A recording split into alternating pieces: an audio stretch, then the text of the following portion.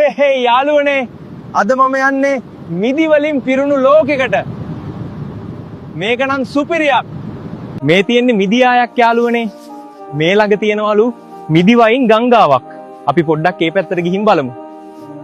මේ තියෙන්නේ මිදි වයින් දියැල්ල. මේක නම් පට්ට රසයි.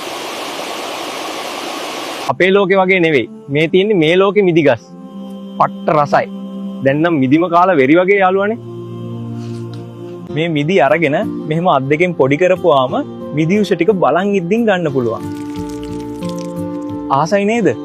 මේ තියෙන්නේ කොළ පාට මිදි. කොළ පාට උනාට මේකත් මී පැණි වගේ රසයි. මේ තියෙන්නේ කහ පාට මිදි. ඔයාලා කලින් මේ වගේ පාට මිදි කාලා නැනේ නේද? අද මම මේ මිදි ආයේ නිදාගෙන හෙට පරාට ලෝකෙට යන්නම් යාළුවනේ. ඔයාලා මොන පාට මිදි වලටද වැඩියෙන්ම කැමති කියලා කමෙන්ට් එකකුත් දාලාම යන්න එහෙනම්.